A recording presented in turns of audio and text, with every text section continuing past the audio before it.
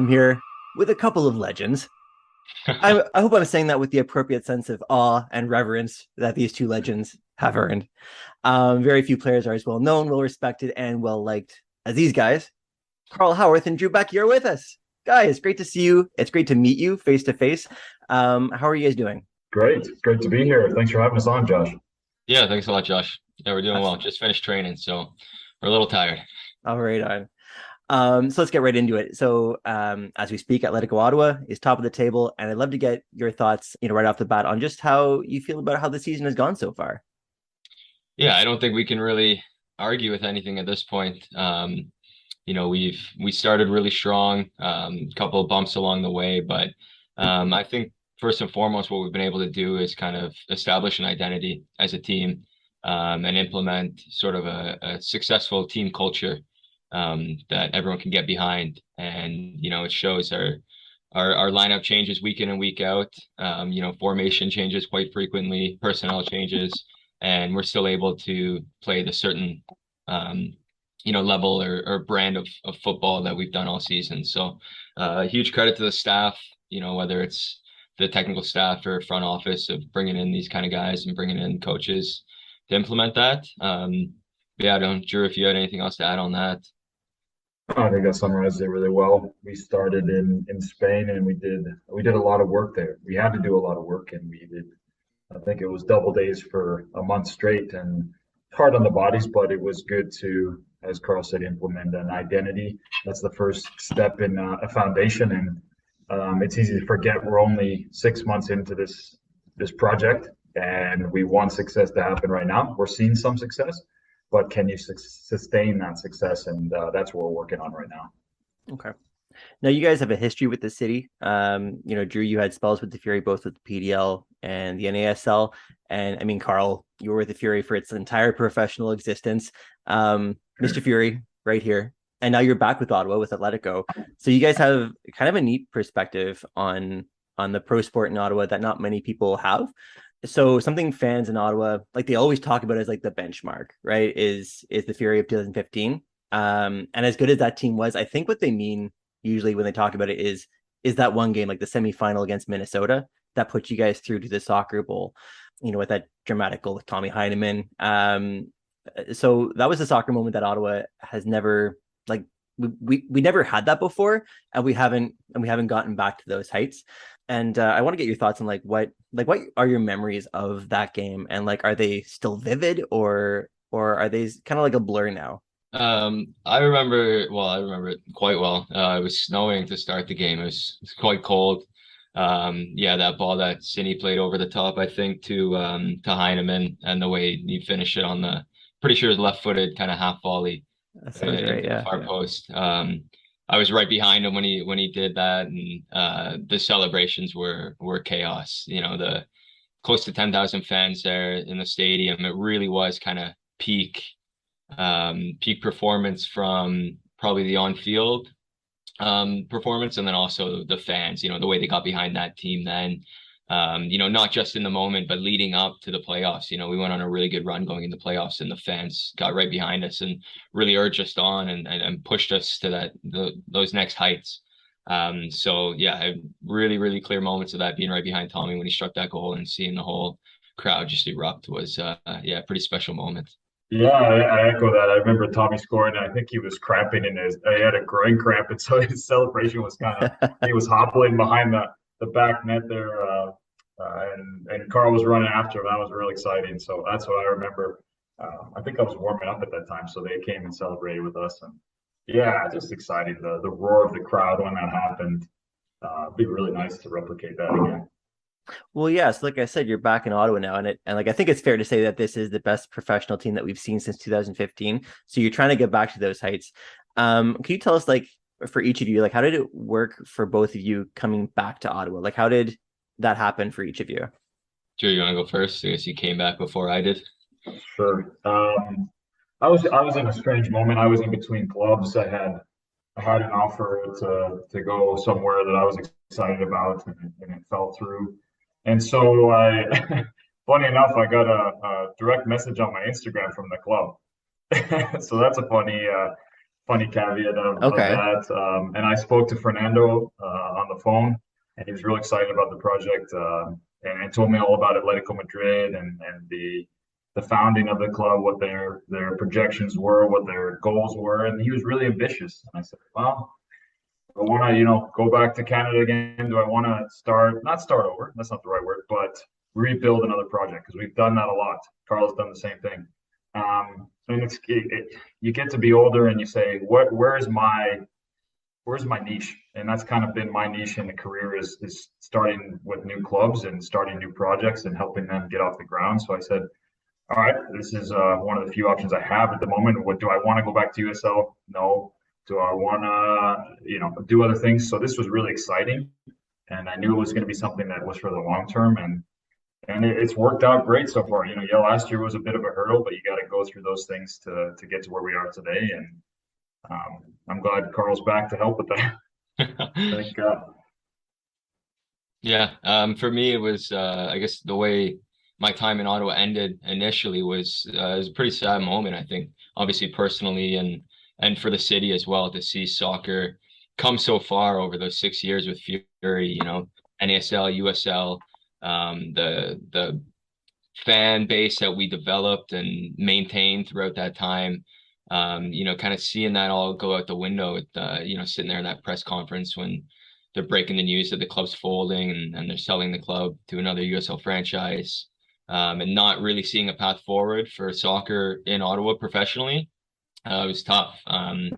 So then for myself, I had a few offers on the table and chose to go down to Indy with Martin Rennie, who I'd spoke to in the past when kind of contracts were up. So I had a good couple of years down there. Had a tough second year when I was injured and was battling through some stuff. But as soon as the opportunity came to come back to Ottawa and help build this program and have that sustained success again that Drew spoke about earlier, it was a no-brainer for me. My fiance is from here as well, so coming back was an easy decision. It was just about making it work and finding something that worked for both the team and myself. And yeah, super happy to be back here and even more excited to see where soccer is now. The support with the Capital City supporters group has been incredible. Obviously, you got the Bytown boys still around, and a lot of loyal fans and supporters that keep coming back to games. And then a lot of friends and family that I have in the city where, they've never really been to a soccer game before, seen soccer. They're obsessed with it now. So just kind of those casual conversations, having with friends when maybe normally you're talking about hockey or, CFL, what's going on there. Now it centers around soccer and how the team's doing, how the Canadian national team's doing. So it's just really cool to see how much it's grown over the past couple of years while I've been away.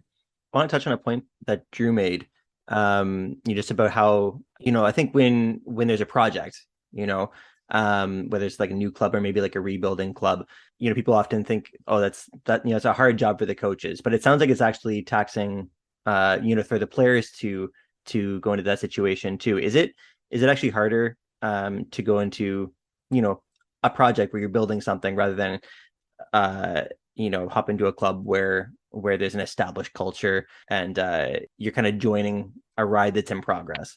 Yeah, I don't know. It's a tough question. I would say probably. It's maybe a little bit more difficult to go into something where you have to build something and kind of create the culture and the identity from the ground up. But I think the way it's worked out here, with an entire new staff coming in at the same time as a lot of new players, we're all coming on board at the same time. So we were able to kind of figure out between us which is the right direction to go in, what works, what doesn't work, and kind of hash it out together and figure it out with a staff and player kind of synergy. Drew could probably speak to what it means with a new staff coming in when the players are already there and how difficult that might be. But in terms of the new players that came in this year, coming in with the staff and helping to build something, with a few of the players that were in place as well beforehand. Yeah, it's certainly difficult, but I think maybe makes it easier from our perspective coming in at the same time.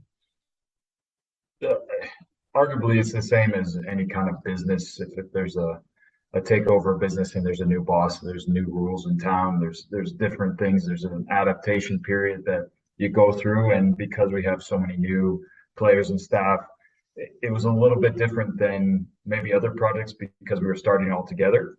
Yeah, there was 4 or 5 of us from last year, but with the great additions that Madrid has, put with the club and the renewed investment, and there's pressure to win, right? So those ingredients create an atmosphere where we need to win, and it helps accelerate the process. But as Carl's gone through other projects, myself or anybody else, it takes time, and there are key stepping stones that you can't jump to get there. And we say we want to be at X when we haven't gone through A through B and C, all those steps. And you only learn those through experiences and making mistakes.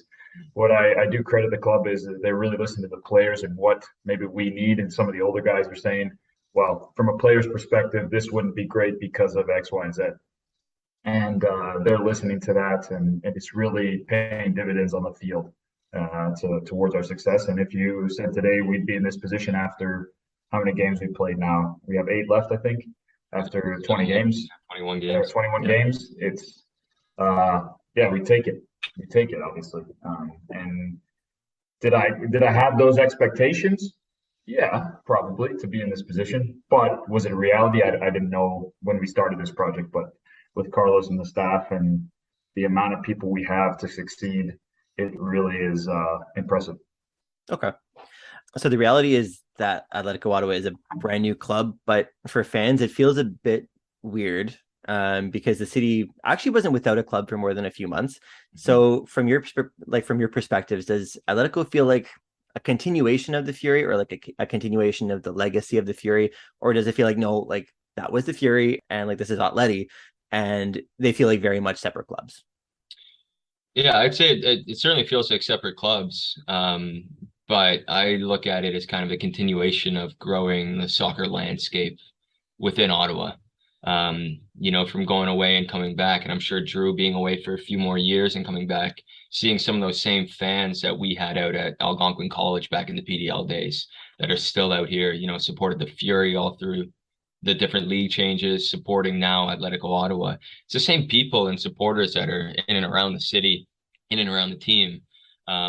But yeah, certainly two different franchises. You get that feeling, but in terms of the support, it just seems like a continuation. We're building on all that foundation and groundwork that's been put in place by people like John Pugh, who's tirelessly worked to grow soccer in this community. Tons of good youth programs throughout the city as well, that have all grown and meshed well with the pro sports here as well. So that's how I see it. The largest aspect that I've seen is more the grassroots part, where we have our own program through Atletico Madrid. We're identifying players, developing players for the future through Atletico that they have in the system, in the pipeline. I don't think that ever existed before. I know Fury had connections with local clubs, but I don't know if there was, say, a sheet of paper where kids are coming in and having their own training with one of our assistant coaches, Kwesi. There's guys included in on training. We did have that in the past with the Fury, but I don't think the model of play or the model of development was the same. The NASL was a completely different league. It was a Wild West. It was very, very, very high quality players that are, the top sided players, and the whole aspect of the league was very high. Not to say that CPL is not that, but it's a different vibe. And so what we're building now is, we want to win, of course, but it's a league for the future to make our national team better, to make our younger players have an opportunity to play in their own country, which didn't exist for Carl and I growing up. It was either MLS or nothing. And then luckily we had the NASL.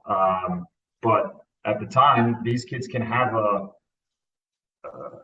goal that's right in front of them, right? That they can manageably task to get there and say, I want to play for Atletico Ottawa because I went to the games as I was growing up. I can play on the same field. That's tangible for me to get to. That never existed before. So I see that as a different. I don't think In the Fury, I got that feeling. Maybe because I wasn't older now. I don't have the same experience, but I feel it's more tangible now. So that's the biggest difference I've seen. Okay, so you're kind of touching on like the new development programs. So it sounds like you kind of see that as like a really important part of of what Atletico Ottawa is doing. Right. If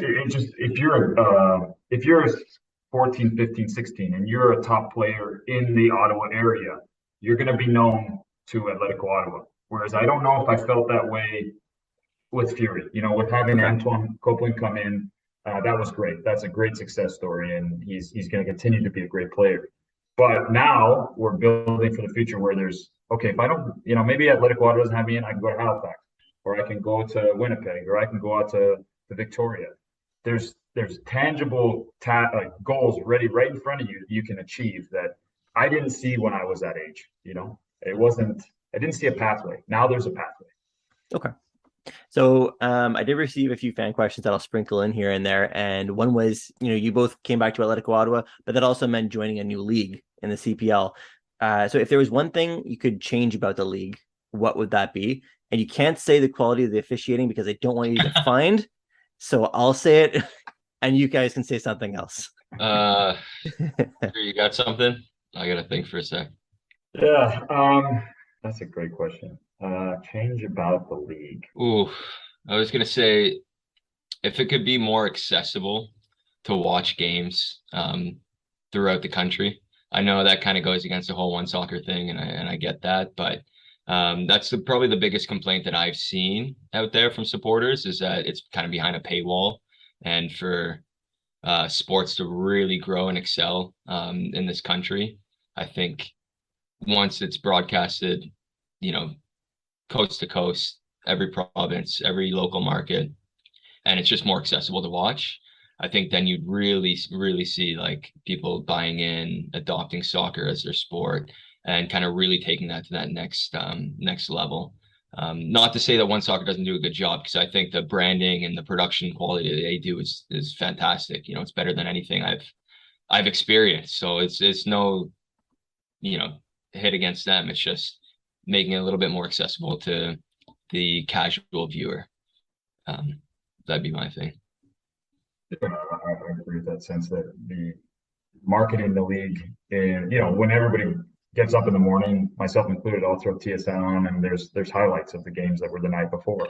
If you just see that in passing, like, oh, Canadian Premier League, Atletico Ottawa versus Forge, and there's a great exciting game, people see that. They might not recognize it at the time, but they hear it. They hear it. This is marketing, right? And I know that again is contractually not allowed at the moment, and they've done a lot to create this league, so we're very grateful to that. But yeah, that'd be one thing I think. If I could change about the league, probably if we can start to increase the salary caps in certain areas where, and I know that's more money needed to have more generation of money, but keeping more players in the league, right? I know we're selling players off in this league, blah, blah, X, Y, Z. But if we want to keep good players and good product, we've got to be able to compete with other teams. So I think that the fan support this year, especially from the supporters groups, it's been kind of taken up a notch. Like, what have you been seeing that's been different? Like, have you guys been like hearing the new songs, or like what's that experience been like from the players' perspective? Yeah, you can tell that everyone that comes to the game now, they're completely engaged with the game. They're cheering when we win a tackle, when we win a throw in, different aspects of the game that, otherwise in the past wouldn't necessarily have been celebrated. It used to be a lot more casual, kind of family friendly atmosphere where people are just coming, on the weekend for something to do, see a game, cheer when the ball goes in, that's it, have a good time. But now it's from the moment they step into the stadium to the moment they leave. Everyone's engaged. The supporter section has grown exponentially. It's infectious. I think a lot of people get kind of pulled into that environment. So yeah, it's a lot louder. We feel that. And like I said, just engagement throughout, the casual fan all the way up to the supporters, everyone's, really attentive and knows what's going on. Maybe more educated. The best example we can give is when they came to the York game, right? They've organized, spending their own money, spending their time to support us. And that's, our product in the field is important for success and growth of the game, yes, but those aspects are arguably more important because we're bringing in maybe fans that didn't know about the sport, fans that had watched it on TV but never experienced it in person, and for them to travel that long and give their weekend, which is their off days, to come and support us. We felt that immensely, and that's the best example we can give. But especially in the stadium, it's been electric. It's been electric, and when we played against Edmonton, and there's fans on both sides, that makes a difference for the players, especially when people show up early and there's a warm up and there's the music going. It really gets the energy going, and it makes a humongous difference. I know people won't be able to feel that side of it, but it really does. It really does. Should Wally the dinosaur be Atletico Ottawa's mascot? What's that? Should Wally the dinosaur be Atletico's new mascot? Absolutely, man. I love that guy. Yeah, yeah. That's. I don't know if there's any other mascot that would be better, right? So let's do it. He's there at every game. He's committed. Spending his time coming to see us. So why not? There seems to be like a inflatable thing culture growing in the Section W. So yeah, I don't know if that stems from that beach party theme we had earlier on in the year. Yeah, you know what? That's maybe, eh? It works. It works. Okay, so one reason that I wanted to get you guys on together, not only have you both been with the Fury, but you've also taken on these assistant technical director roles with the Gloucester Hornets. So in practice, like, what does that mean that you're doing with the Hornets, and how did that come about for you two? Yeah, so this comes back to I guess all of our off seasons, in years past, I would and Drew as well had come out a few times to train with Gloucester Celtic, the men's team in here in the city. Yeah. That's historically been very, very successful, even nationally. So just getting to know that organization through those guys, really good people that are all motivated in the right ways for grassroots soccer. It was a no-brainer when the opportunity arose to kind of get involved with that club. And so I took on that role in 2019. Obviously had to leave the city with Ottawa, getting rid of the franchise, and then coming back, rekindling that relationship and pulling Drew on board as well. It's been a pretty good experience so far. And in terms of our role, we're there to sort of guide the technical staff and help the coaches a little bit more with the framework, how they structure sessions, setting an identity for the youth club as well, and how they want to train, how they want to compete, and abiding by kind of the grassroots stuff through Canada Soccer as well. So we're there just to kind of push that in the right direction, help out those coaches, but then at the same time be that connection between the grassroots soccer in the city and professional soccer in the city. For them getting to meet people that play professionally, who they go and watch on the weekends, on a Tuesday night out of Gloucester. I'm sure it's pretty special for them. And, for Drew and I growing up, we never had anything like that, like Drew alluded to before. So to be able to give back in that way has been pretty special. And I hope it's reciprocated throughout the club as well. But yeah, that's our general role with the club. It's also for us to learn how a club runs.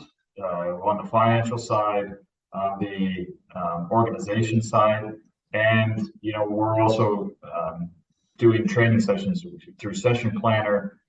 We have training phases throughout the year that we look at week to week that'll help give the coaches something to read and really digest, to say, okay, how can I make this is my framework, but how can I make this my own? And because that's what the kids connect with. I remember my coaches all the way up. Everybody remembers their coaches growing up from these key ages. And what I think Gloucester has done well now is through the 4 through 6s, they've had the highest enrollment that they've ever had. And that's where it all starts. That's the 4 through 6s enjoying the game. And they may just be running around, tackling each other and kicking the ball, and it may not be as productive. But you create the culture through the parents coming in, they're enjoying that. And, hopefully the kids will stay at that club for the rest of their careers as they develop. And then that in turn brings in higher quality players because they're staying in the system. It's Ottawa's own player. He played at Gloucester Hornets. Now he plays for Atletico Ottawa, creates more fans. These type of things, these connections, that's why we got involved. But mainly just to learn how a club works and functions, and to have something that's experience on our CV that we can use when we retire. Like, is coaching something that you guys both see as the next step after your playing careers are done? Yeah, I think it's just the natural transition, but kind of all trying to figure out our avenue and which way to go. Some people might thrive in an individual or small group setting, whereas others might, flourish taking a youth team and developing them, that group of players throughout their development. So it's just getting the experience, finding out where you fit in and the landscape in this country in terms of soccer and progressing. Yeah, it's something that I can certainly see myself doing after playing is getting into coaching, full time. I'm similar. I don't know what capacity in which I'll be in the game, but I foresee myself being in the game long term. It's not a career where you say, oh, now I'm going to go be a plumber. It doesn't correlate. I think Yeah. I'll miss the team aspect. I'll miss the dressing rooms, the talks before the games, the video chats, too much to kind of leave the game. And if you could make another career out of coaching, I don't know. I don't think at this point I want to be a head coach yet. Well, especially not right off the bat. I have so much to learn. You only learn so much as a player, but you're getting to understand how you would be as a coach, and then you'd have to surround yourself with the other aspects. And that's a whole other line of conversation. Or I may be on the front office side where you're helping identify players, sign players, do international transfer certificates, work with agents, negotiate contracts. I don't know what side I'm on yet, but I enjoy both. And this is just with Gloucester, another way to see how that stuff works. So before we go, I do just have a few quick questions. You guys have known each other for quite a while, so I wanted to get you two to answer a few questions about each other. Uh-oh. Yeah. Right. So like when guys arrive for game day, you'll see pictures and like videos of, you and your teammates walking to TD Place in your street clothes. And some guys look like they put a bit of extra effort into their outfits on game day. How would you describe each other's game day fashion? Oh, Carl's much better than I am. Yeah, Drew's quite self-aware. I'd say Drew, if he's not showing up in a Capelli shirt, then I'd be surprised. Oh, come on. I'm not showing up on a game day in a Capelli shirt. I have nice clothes on. No, I wear a collared shirt. Drew's got a nice range. Some days he'll show up in like a full suit looking pretty dapper. And okay. Other days maybe a little dressed down with some suspect choices, but he's all over the place. He's tough to really nail down. Yeah.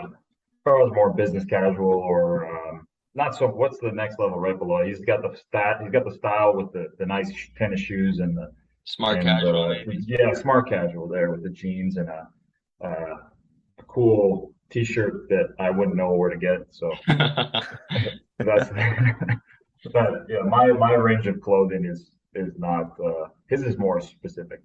So in baseball, guys choose like a walk-up song for themselves. Is there a walk-up song you would choose for the other? I would choose Never Walk Alone with Carl because he hates it. Liverpool. That's decent. That's good. Drew would have to be some sort of like tropical house type song. He's really big into that. Oh yeah. Vibe, yeah. Okay. Kind of low key, yeah. He's got his own vibe there. Okay, what movie or show have you seen lately that you would recommend to the other? I just watched what did I just watch? The new Thor. That was pretty good. Yeah, check that. Oh, is that good? Yeah, really good. Really funny. So it's just yeah, it's a fun watch. It's hilarious. I forget the Rock character's name. Wow, what's his name? Korg or something like that, but that guy's okay. Hilarious. Yeah, it's a good watch. Yeah, unfortunately, Carl and I are together all the time. We're in the same room, so we talk about this stuff all the time. And I'm not so much into the Marvel stuff, so he just stays away with that for me. But Top Gun Maverick was a phenomenal movie if you haven't seen it. What else? I'm trying to think of a show. I like Archer. This show on Netflix it's on FX in the States. Probably not audience appropriate, but it's pretty funny. For my audience, it's probably fine. Yeah. For your audience, it's I find it very funny. Okay. Last question is just for Drew.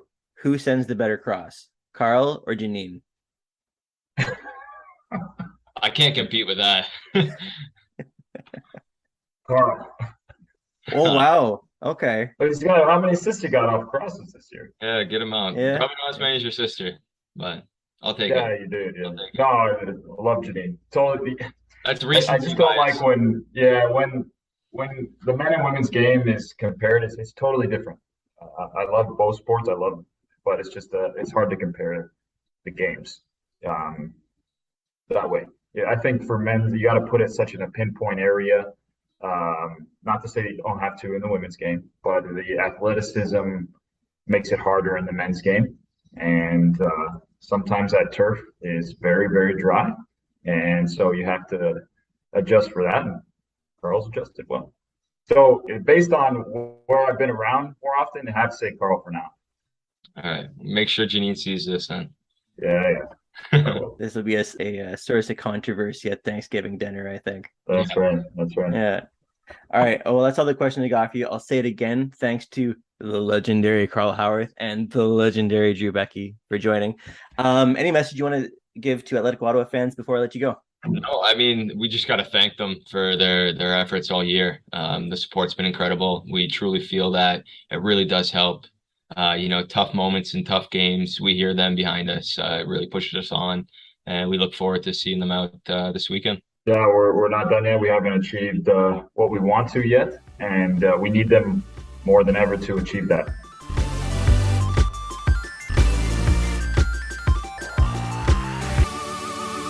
Once again, that was my chat with Drew Beckie and Carl Haworth. Make sure to get your tickets to catch them and the rest of Atletico Ottawa this season, and hopefully a playoff appearance. And remember, if there's anyone you want to hear appear on this podcast, professional players, university players, League One or below, coaches, pundits, drop me a line on social media or on email, and we'll see if we can get them on. There's no Patreon or anything to plug. This podcast is free, but I would love it if you like and subscribe where that's possible, and share this pod with your friends. For this episode, my name is Josh. This has been the Stepover, Ottawa's grassroots soccer podcast. Until next time, we'll see you.